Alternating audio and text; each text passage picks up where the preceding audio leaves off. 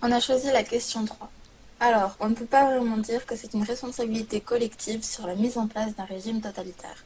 Il a été mis en place progressivement, peu à peu, les gens ignoraient les débats politiques en quelque sorte.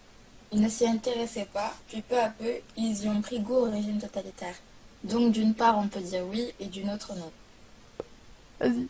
Euh, donc, d'après mon avis, je pense qu'il s'agit d'une responsabilité individuelle, car c'est nous qui choisissons nos responsabilités.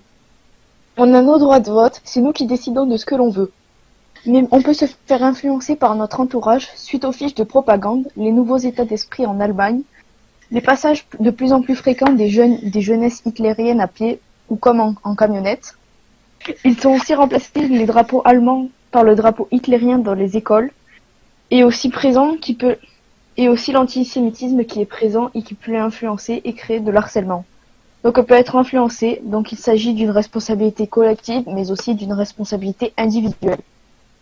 Donc, comme vous l'avez dit, c'est une responsabilité individuelle mais influençable, qui peut devenir du coup une responsabilité collective.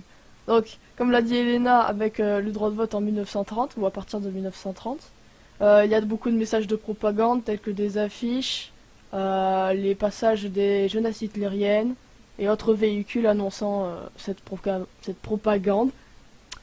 Euh, Ce qui attire beaucoup l'attention des gens et ce qui va peu à peu rendre l'Allemagne nazie, avec les drapeaux accrochés aux écoles, dans les établissements scolaires, le signe nazi qui va être peu à peu immiscé, et pour les élèves ou autres personnes allemandes, euh, ceci va devenir une responsabilité collective qui engendra du coup la Seconde Guerre mondiale, 39-45, et ils n'auront plus d'avis personnel. Ce sera qu'après la guerre que peu à peu l'Allemagne redeviendra sensée, on peut dire, qui ne sera plus nazie, ou alors des anciennes personnes qui sont pour le parti nazi ne seront plus découverts ou n'essaieront plus de, on va dire, conquérir le monde, entre guillemets. Et c'est pour ça que l'on observe dans le film, par exemple, le chauffeur de taxi qui donne des propos antisémites à Hans, alias Henri, qui croit qu'il ne comprend pas sa langue alors qu'il est allemand de base. C'est pour ça qu'il réagit d'une façon plutôt colérique. Et c'est pour ça qu'on observe du coup cette augmentation.